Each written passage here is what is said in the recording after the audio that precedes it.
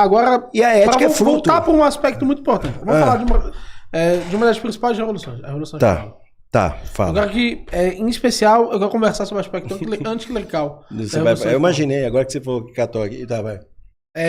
Parece que há não apenas uma erupção de violência específica após uma revolução anarquista, como parece que há uma série de rejeições específicas a um conjunto de coisas que não está diretamente associado à estrutura do modo de produção. E aí nós temos a noção anticlerical muito forte, nós temos a noção da família muito forte, através de normas gerais específicas, chegou-se a abolir o casamento. A noção de que institucionalmente não estava mais ninguém casado. Elas poderiam estar juntos, mas elas não estavam efetivamente casadas.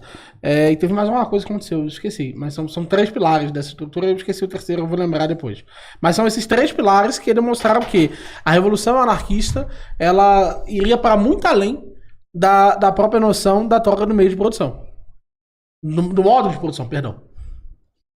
Não, os meios de produção não são a única coisa para o anarquismo, né? Esse, aliás, é uma parte do estudo da ideia do pensamento pós-moderno dos anos 60, tá? Então, assim, de novo, como eu estava falando na questão anterior, não temos agoristas participando do passe livre. Eu tenho cutucado até os liberais para irem, tá? Vão, colhem, participem. Aí colam esses grupos, né? E isso aconteceu na Guerra Civil Espanhola também. Participaram grupos comunistas junto dos movimentos anarquistas durante a Guerra Civil Espanhola. A gente tinha um general Franco que era fortemente ligado às instituições religiosas. As instituições religiosas tinham fuzilamento de trabalhadores atrás das igrejas, certo? Não teve, assim, você pode falar assim, eles são anticlericais. Imagina que você tem uma igreja que está apoiando fuzilamento atrás da igreja. É muito difícil, numa questão de ética subjetiva transcendental, eu perdoar essas pessoas que estão fuzilando as pessoas atrás de uma instituição religiosa cujo o pilar seria um sujeito que diz para dar outra face. Mas aí lá, a outra face é a vida das pessoas. Então, assim, eu vejo que essa reação que aconteceu nas pessoas que estavam na Guerra Civil Espanhola tem muito a ver com as condições em que estavam organizados. A anarquista Maria Lacerda de Moura, no Brasil, quando ela escreve Fascismo, filho dileto do capitalismo da igreja, ela estabelece que justamente essa correlação entre o capital e a igreja que tem sido fortalecedora do Estado que a gente está. Então, por isso, para mim, é muito estranho quando você coloca assim, a igreja, eu tenho a igreja e tal. Esse tipo de elemento, como a igreja está hoje, por exemplo, como Estado, eu até entendo, não faço isso por uma questão transcendental, mas historicamente é muito difícil que essas pessoas não fossem reagir dessa mesma forma, com relação ao sacerdócio e ao clérigo. Quando a gente fala com relação ao modo de produção, ele não é a única questão para o anarquismo, a questão é o autoritarismo, que ele pode estar presente, inclusive, nas relações patriarcais que a gente estava começando, as questões de gênero, a questão de casamento. Aboliu-se o casamento, mas por que duas pessoas não podem ainda continuar se casando em algum lugar? Ninguém proibiu elas de fazerem isso. O processo da Revolução, inclusive, espanhola, ele extremamente complexo ao ponto de as mulheres se sentirem ali dentro, depois da revolução estar sendo organizada, elas terem que criar o grupo das mulheres livres, porque elas sentiam que os homens falavam, inclusive está faltando mulheres aqui, a gente está em 4, mas enfim, vai falarem bastante aqui no podcast, tem umas irmãs, né, falarem e elas não se viam representadas. Depois do processo revolucionário, depois elas estarem dividindo os bens, elas estarem produzindo coletivamente. Então, assim, eu vejo que a forma de autoridade não está, não só eu, mas eu vejo que isso falta a questão do anarquismo, a forma de autoridade, ela não está somente no modo de produção. A gente tem vários outros juntos, tá? Em conjunto com essa relação. E esses vários outros em conjunto com essa relação é que eles lutaram contra. E, ao meu ver, a igreja teve uma participação disso, que eles reagiram dessa forma dentro da violência que estavam recebendo, né? E isso é uma coisa que eles decidiram entre eles. Eu não gosto, primeiro, dessa noção da legitimação dessas ações em virtude dessa reação, porque, primeiro, que a reação foi generalizada. Não foram mortos apenas aqueles que estavam fuzilando efetivamente. A gente sabe que houve uma reação anticlerical generalizada, isso é um fato. E a segunda é que há um aporte teórico para isso. A gente tem aquela antiga frase muito repetida pelos anarquistas, como que é? Livradas, só estarei feliz quando as tripas do último rei foram usadas para enforcar o último padre. Sim, que não é dos anarquistas, né? Da Revolução Francesa. É utilizada com veemência pelos anarquistas. Inclusive, já te ouvi repetindo algumas vezes essa frase.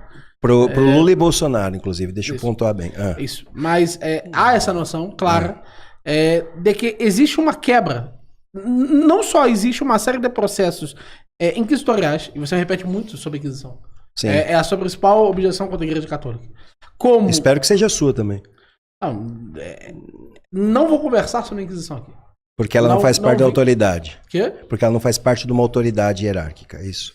Não, porque, do meu ponto de vista, da forma como eu trato essa questão...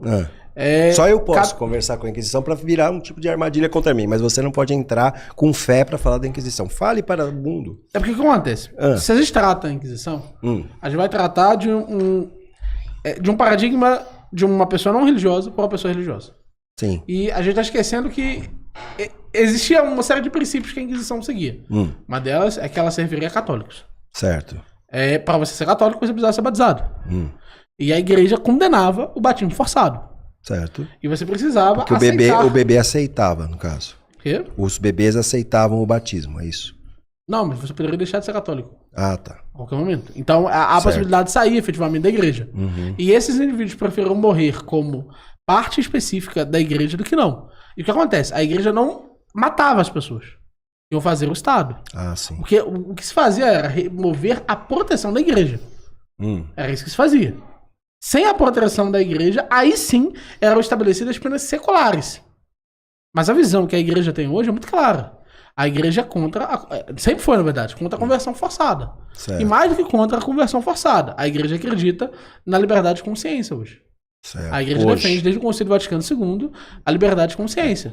Mas isso é histórico, a gente tem que ter uma Não, consciência... mas haviam figuras específicas, mas é muito simples. São Francisco de Assis parece ter sempre defendido a liberdade de consciência. Sim, na época dele. Nós temos ali uma série de exemplos. A última carta de São Francisco de Assis nem foi aceita pela Igreja Católica. Um pouco depois a gente teve calvinismo, luteranismo. Mas nós temos uma série de exemplos históricos de figuras que, de uma forma ou de outra, defenderam uma forma de liberdade de consciência. Nós temos Molina, nós temos o próprio São Francisco. Pelágio. Tá. Mas o pelagianismo seria condenado aqui. Sim, é por isso que eu tô citando ele. Mas o lance porque porque essa doutrina em específica não teria sido condenada dessa forma, né? Até porque ela passa a ser adotada depois. O grande lance nós temos exemplos históricos de figuras que se opuseram a essas coisas. Nós temos exemplos históricos, por exemplo, hoje a igreja é contra a pena de morte. Hoje é. A igreja se posiciona contra a pena de morte. E a igreja acredita veementemente que ter removido a proteção daqueles indivíduos foi errado. Só que ter removido a proteção desses indivíduos é diferente de matá-los. Entendi. Você só tirou o escudo, a bala estava indo, né? Não, mas veja. Há uma noção de uma discricionariedade. Certo. Eles pediam para ser julgados pela igreja. Por quê? Porque a igreja era muito mais protetiva, muito mais justa do que o Estado secular. Certo. Você sabe como foi o julgamento de Giordano Bruno? Sei, conheço o caso de Giordano Bruno. Sim. Você acha que quando a igreja deixou Giordano Bruno mais ou menos umas 2 semanas sem água e bebida, esperando, pensando a respeito da Terra no seu centro do universo, para depois levá-los para diante do tribunal, para pensar sobre isso, foi uma questão sem coerção? Não, que eu saiba, isso é mentira. Não aconteceu assim? Não, que eu saiba, de fato, ele ficou 2 semanas confinado antes, mas que eu saiba, ele não ficou sem alimento e bebida. Não, com o mínimo para sobreviver, né? O mínimo do mínimo de pão e água. Do lugar frio, isolado, aberto, dentro da Bastilha ali. Aí isso foi coerção. Que eu saiba, ele não teve uma condição diferente e ele mesmo aceitou sua própria pena. Ele aceita a pena dele depois desse tempo que ele está preso e ele vira e fala assim, né? Porque aí é uma questão ética. É uma questão axiomática, inclusive, claro. Mas ele poderia ter recusado sua pena. Podia, mas não recusou porque ele é ético. Ele não é uma pessoa que foge da ética. Não, porque ele acreditava que estava certo. Que ele estava certo porque quando ele fala que a Terra não é o centro do universo e que o Sol não é o centro do universo... Não foi essa a recusa que ele fez? Ele recusou porque ele queria que eles queriam que ele retornasse... Ele não precisava rejeitar sua teoria. A teoria que era as teorias religiosas também. Mas ele não precisava rejeitar sua teoria. Igual o Galileu rejeitou. Quê? Igual o Galileu rejeitou. Apesar que gira no final. Não, certo. Mas o Giordano Bruno não precisava rejeitar suas teorias.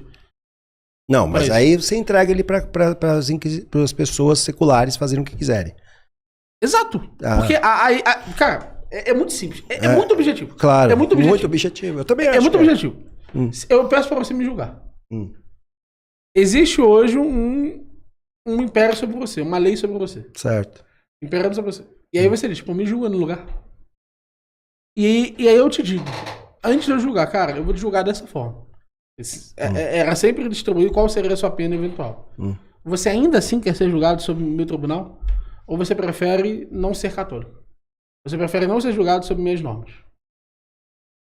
E Giordano Bruno pede, porque é um pedido direto. Porque não tinha... ser julgado sob essa forma.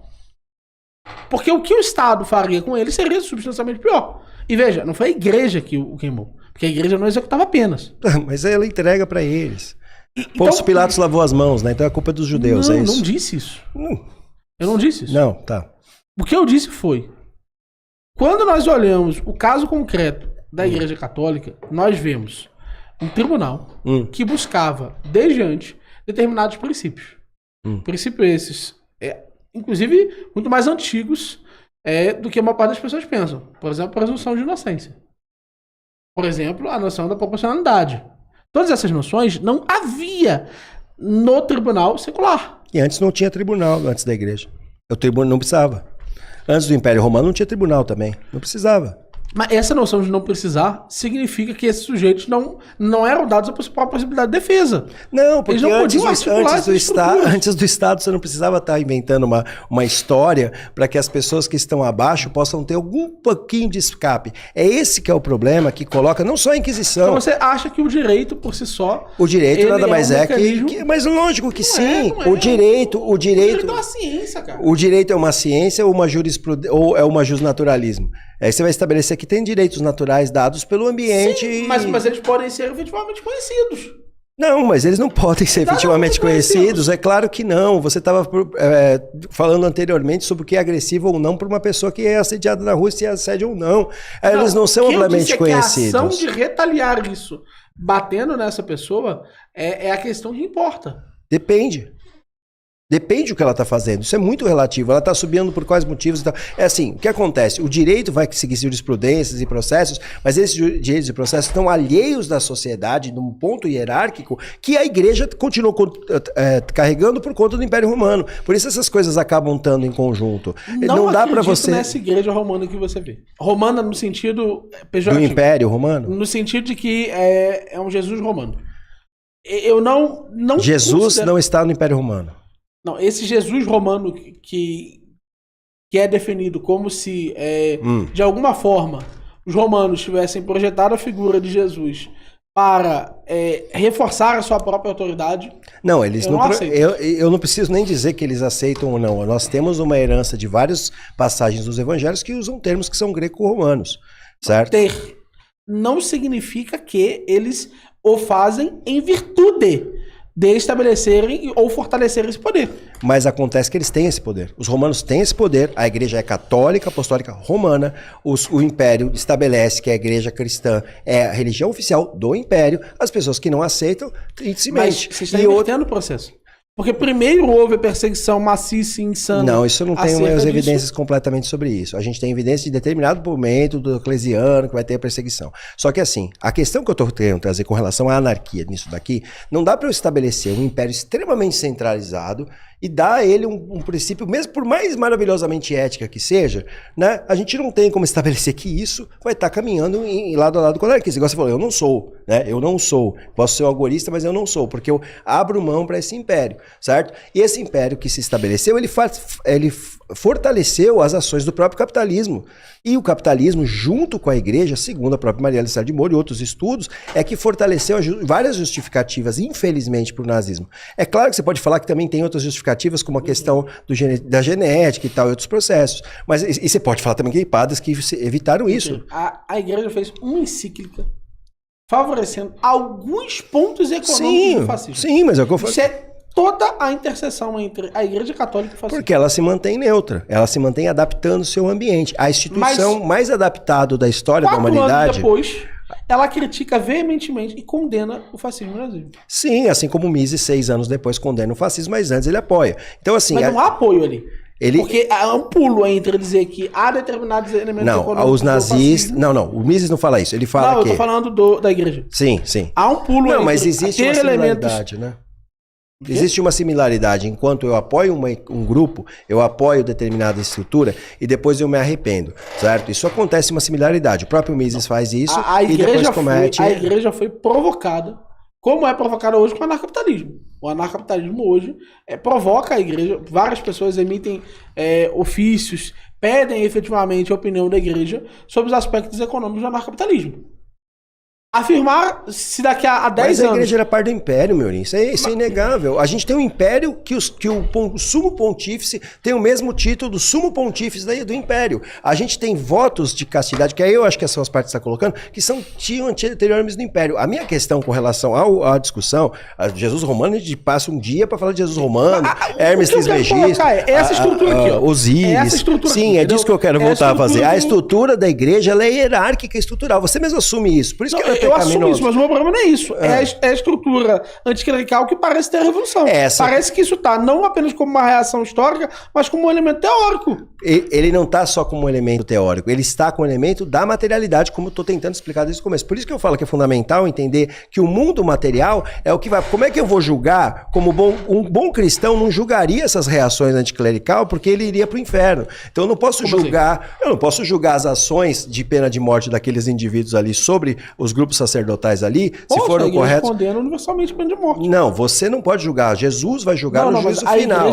Não, eu tô falando de você. Quando convém, é você. Quando não convém, é a Igreja Universal. Deixa eu terminar. Eu não posso julgar as pessoas que fizeram essas ações eticamente com a minha ética. Esse é o ponto que você tem que entender. Você não precisa concordar, tá? Você tem que entender qual que são a análise materialista e qual que é uma análise idealista. Quando você fala pra mim que tem um princípio ético universal, que ele tá em todos, e você ainda critica, olha, vocês estão querendo colocar um princípio ético do capitalismo. Muito pelo contrário. O que a gente tem nas teorias hopianas e rotiparianas, ou anarcapitalista, se você quiser que eu use esse termo, se quiser eu chamo de Suzy para te deixar feliz, eu chamo o nome se quiser. Mas as teorias, quando elas universalizam o capitalismo, elas universalizam no período pré-Estado. Então, assim, isso é o maior contrassenso dentro da nossa análise com relação a essa acumulação. O que nós vemos sobre a questão da igreja e do fascismo é que tem uma correlação. Essa correlação entre capitalismo e Estado é que acabou gerando elementos fascistas. Isso historicamente. Nós temos o texto do próprio Mein Kampf do Hitler falando que ele faz isso porque o judeu matou Jesus. Tá lá no texto, não sou eu que escrevi, é fonte primária. Entendeu? Não é decreto, mas é fonte primária. Então tá escrito no texto, cara. Entendeu? Então, assim, não tô falando que você concorda com isso, tá me entendendo? Esse que é o ponto. Eu fiz uma acusação bem específica. Sim. Eu disse aqui. Parece ser o caso que o anarquismo, principalmente a revolução anarquista, possui uma vertente anticlerical. Agora melhorou. Uma vertente anticlerical mudou tudo. Possui mais do que isso. Possui uma consequência da sua ocorrência, uma reação anticlerical para a sociedade. E o que você fez? Ao invés de você me dizer, não, é o contrário disso. Você justificou. E veja que as suas justificativas foram todas atacando a própria legitimidade da igreja. Ao invés de se perguntar, que era a pergunta que eu havia feito. E eu até posso entrar nessas questões. Claro. Eu posso argumentar, por exemplo, que como a pena de morte é universalmente condenada, eu não estou afirmando nada com a minha ética. Certo. Eu estou afirmando sobre a visão da igreja. Sim. E sobre a visão da igreja, eu sou autorizado a afirmar como católico. Certo. Mas a minha questão parece ser o caso que essa estrutura, ela repetiria os mesmos fenômenos. Por quê? Porque esses são grupos, por exemplo, de reação e proteção à propriedade privada. Você falou isso. Então, porque esses grupos dá a impressão que... Não, é porque quando você coloca que a Igreja Católica é um grupo de oposição, de apoio e fortalecimento da propriedade privada, você está me dizendo que você vai fazer uma revolução contra a propriedade privada, você está me dizendo que você vai fazer uma revolução contra quem? Contra os grupos de apoio da propriedade privada, das quais o maior deles você acredita que é a igreja. Não, a igreja... Então há uma noção... tá bom, vai lá. Há uma noção imediata de que o principal grupo afetado seria a própria igreja. Inclusive, historicamente, nós temos exemplos de que foi o caso. Nós temos inúmeros exemplos de que, tanto no México quanto na Espanha, em que nós tivemos uma situação de não apenas violência repetida contra essas figuras clericais, como um nível de propaganda e transmissão de que a Igreja Católica era, por si só, um mecanismo estatal. E essa afirmação, essa estrutura, ela faz com que a própria revolução violenta dos anarquistas seja, para mim, ultrapasse o limite de qualquer ponto de vista razoável. Por quê? Mais do que a oposição contra... Eu poderia repensar a noção da revolução e dizer, não, eles estão se opondo contra aqueles indivíduos que roubaram eles. Há uma lógica de restituição. O problema é, quando você utiliza o discurso de apoio, você fala, ó, a igreja é um discurso de apoio. E você chama esse discurso de apoio, você diz, ó, esse discurso de apoio se colocará ali, e aí eu precisarei resistir a ele, você está afirmando que uma série de grupos, uma série de pessoas que não estão envolvidas diretamente na expropriação, elas são parte específica do processo de expropriação. E aí você vai passar a legitimar uma série de violências. É isso, parece que é isso que me soa quando você diz, não, a igreja permitiu. A igreja liberou o Estado para fazer isso. Então, como ela o fez, ela é por si só a própria figura do Estado. Ela está ao lado do Estado. E ela deve ter as mesmas repercussões que o Estado. E aí me parece que essa revolução é extremamente violenta e é... E as cruzadas não aconteceram, mas tá bom, vamos lá. Não tô dizendo que aconteceu. Não, mas o que você está colocando, é o processo de que assim, a igreja não fez absolutamente nada. A gente está na cidade de São Paulo porque foi a população dos guaiotes resolveram achar que, né, deveria ser esse nome, não teve nada a ver com a igreja, não teve ação política violenta, foi tudo muito de boas, tranquilo, sem não violando os princípios de não agressão, né? Com certeza os sacerdotes chegaram e se estabeleceram sozinhos, né? As datas que a gente tem de todos os municípios do país são baseados em santos católicos. Com certeza isso foi uma aceitação tranquila, isso não teve nada a ver com a ação do Estado, não tem nenhuma intervenção do Estado. A gente tem decisões que deve ser, não sei, o Estado não sei como é que ele aceita essa intervenção tão anarquista, né? Praticamente é o Leon Tolstói que é o Papa, deve ser isso. Porque o que a gente tem objetivamente é uma correlação, agora vai subir um trend para saber quem é Leon Tolstói, viu? A gente tem uma correlação de que o Estado está envolvido com a igreja. E esse texto dela, ela explica isso lá em 1930, tá? Assim, dentro do nosso formato de Estado. O nosso formato de Estado. E isso aconteceu historicamente com a gente. Agora, quando você vira para mim, o anarquismo, com certeza, esse anarquismo vai acabar com todas as estruturas estatais e com certeza vai encarar a igreja como isso. A Igreja Católica é a instituição mais mutável da história da humanidade. E ela finge o contrário. Desculpa. Isso é a mais verdade. Acaba o Império Romano, a Igreja Católica está viva, muito bem, obrigado. Começa o feudalismo, 2/3 da igreja das terras da Europa estão com a Igreja Católica. Começa a Guerra Fria, começa o capitalismo, ela vai lá, continua. Começa a Guerra Fria, meu querido, tem teologia da libertação, marxista, você vai falar não é nada. Depois que perderam, né? Depois que acaba tudo. Aí é fácil. Nos anos 70... Quando você 70 não tinha perdido ainda, pô. Você sabe disso. Quando você começa o processo da Glasnost e da Perestroika e começa a desmantelar, separando a China da União Soviética, e depois a coisa começa a desandar, a Igreja Católica olha de forma secular, ela não olha igual a gente. Ela olha de forma secular, não no sentido que você falou agora. Ela consegue olhar muitos séculos para frente e falar quantas categorias a gente tem. Ela se adaptou. Como que é falso? Acabou o Império Romano, a Igreja Católica morreu? Ou ela continuou viva? Muito bem, obrigado. Ela realmente se adaptou aos modos de produção posterior. Ela realmente... Ninguém fez isso. Se você observar, ninguém na história da humanidade fez isso. Ninguém.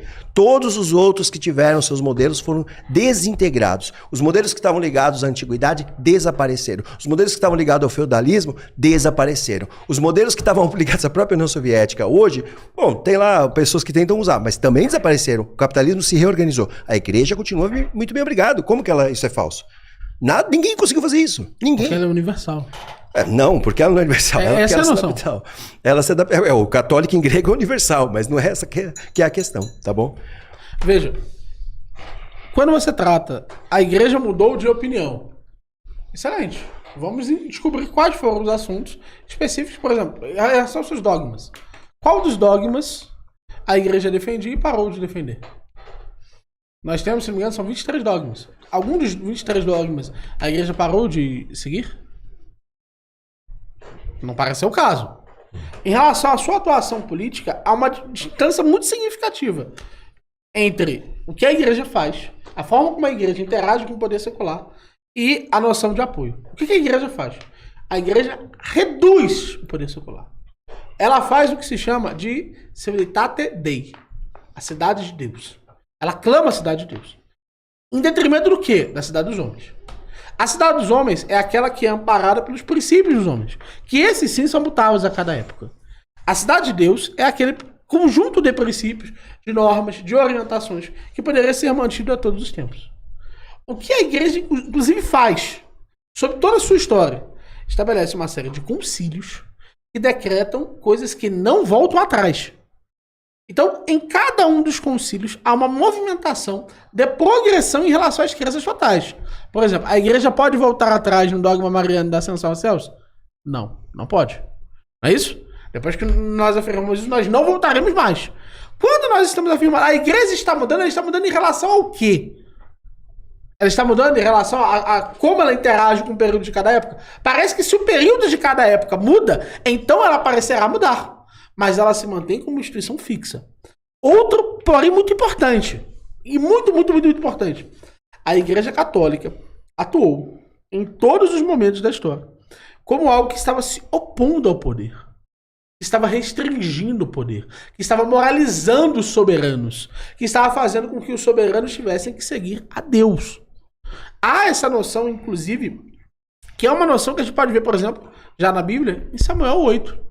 Samuel 1:8, em que o governo excelente, o governo que efetivamente Deus gostaria que os judeus seguissem, é o governo em que o homem se prostra diante de Deus, e não perante o rei. Então há na própria noção da forma como a igreja enxerga o poder, a noção de que o poder é mediado por uma ética, que é a forma como ele deveria atuar naquele caso específico e particular, e sobre o qual todos os dogmas estão organizados. E esse padrão e esse princípio é a base da Igreja Católica. Se você refuta isso, você refuta por si só a Igreja Católica. Porque você diz, a Igreja Católica é uma instituição de homens. Ela não é uma instituição inspirada. Ela não é uma instituição capaz de modificar efetivamente a sociedade de uma forma ativa. Ela é, por si só, apenas um camaleão social. Esse é o princípio da Igreja. E tomado nesse sentido, a gente vê... Bem, se esse é o caso, parece ser o caso de que ele hoje enxerga que a igreja seria um grande oponente, mas que ele consegue vislumbrar no momento seguinte. Só que eu, como católico, não consigo ver isso. Eu vejo a propriedade privada dita na própria... no 40º ano agora ou na Rerum Novarum. Na Rerum Novarum, a propriedade privada é sagrada. Então parece ser o caso que a igreja se botará favorável à propriedade privada de hoje e sempre. Você concorda? Não, nem um pouco. Primeiro... Vou colocar o ponto aí. E aí depois a gente vai pro superchat, pode ser? Pode. Vocês darem uma pausa, desculpa. Não, a gente tá atropelando. Não, tá a segunda beleza. parte do debate, a gente acabou entrando nesse aspecto do título, porque pra mim ele é importante, mas ele não é tão... Isso aí não era o tema, mas é legal, essa parte foi bem legal. Vou colocar o seguinte, por que eu não concordo? Ele mesmo já disse por quê, né? Tem concílio, né? Então Deus Todo-Poderoso tem uma revelação perfeita, mas tem que ter concílio para interpretar, né? Então assim, a interpretação é tão perfeita, a igreja não é de homens, mas a gente precisa trocar uma ideia para saber se Deus está certo, né? Deus, você tem razão no que está escrito aqui? É tão confuso que a gente tem um grupo chamado vândalos, que são cristãos, né? O grupo dos vândalos. E por que eles são famosos? Quem não conhece o povo vândalo já deve ter ouvido essa palavra em outro lugar. Você conhecia os vândalos? Não? Conhecia os vândalos? Eu tinha ouvido falar essa palavra. Mas vândalo demais. Então, o que era o vândalo? O povo era um povo cristão que não acreditava que Jesus era Deus. Só que eles tinham um reino separado. E eles invadem o Império Romano. E eles recebem esse nome da pior forma possível e imaginável por causa disso, tá? Então, assim, todo esse processo de compreensão. Primeiro, Jesus é Deus ou não é Deus? Teve concílio para definir isso. Jesus apareceu para os seus ou não apareceu? Teve concílio para definir isso. E aí, essa coisa de usar a razão, a lógica para chegar até o céu, essa coisa de gnose, é certo ou errado? Teve concílio para definir isso. É muito curioso que essas pessoas que não são um camaleão social e que estão inspiradas por uma ética absoluta tenham que mudar tanto de opinião e tenham que fazer tantas reuniões. E, curiosamente, o ponto que eu aponto dessa mudança nem são esses concílios, são os pontos ligados ao meio de produção, que também tem a ver com a outra opressão. Porque a gente não ignora o fato de que esses concílios caçaram quem discordaram. Por exemplo, quando os gnósticos começam a se tornar, terem um dogma diferente, não permitem. Os cártaros também, que vão para uma linha parecida. Mas a heresia cátara, ela era extremamente violenta. Mas a heresia cátara... Ela estava no caminho do Império Romano, só isso. A heresia cátara não tem... fazia com que as crianças faziam-se rituais de sexo deliberado com crianças. Com as crianças. Após o momento a igreja, enfim. A igreja após católica... o momento em específico em que as crianças nasciam, queimavam-se as crianças. Era considerado... Era queimado a crianças, dentro da morte dos cátaros. A heresia cátara, sim. É a descrição da heresia cátara. Um dos fundamentos da heresia cátara que justifica efetivamente a justificativa era só o violência. não casamento, porque eles não acreditavam no casamento, porque não ia servir, porque eles precisavam estar alinhados a Deus. É a justificativa de que não teriam filhos. Então não haviam abortos compulsórios voltados O objetivo foi tomar o território para o alcance da onde eles estavam indo com o Império Romano. E essa linha de ação, na verdade, não é nem esse o problema de queimar filhos. O que é tido como herege é a ideia da dualidade, que é um princípio que está em alguns grupos cristãos do primeiro século, teoricamente do primeiro século, aonde eles acreditavam que tem o mundo material e o mundo imaterial. Isso não era um problema. Isso só começa a ser um problema depois do Papa Pio I. O que a gente tem, ao passar do tempo, é que a igreja ela se adapta ao meio de produção. Isso que é o válido dentro dessa lógica. Ela se adapta literalmente. E ela estava pronta para se a União Soviética vencesse. Ela estava pronta. Só que o que a gente começa é 2 períodos que tem de desmantelamento da União Soviética, e aí a igreja percebe. Ela percebe melhor que a gente, porque ela tem um monte de gente. E coletivamente, não é um indivíduo livre com uma ética. E é isso que eu falo que tem um abismo, porque às vezes faz a sua análise colocar, entendeu? É onde a gente vai acabar esbarrando em vários fatores, entendeu? Para mim a igreja ela é adaptada, ela é uma das instituições mais adaptadas, e porque você acha que ela porque ela é eterna, mas você mesmo falou. Concordamos em discordar. Teve os concílios. E eu fico feliz em concordar e discordar, não tem problema nenhum. Acho que é justo.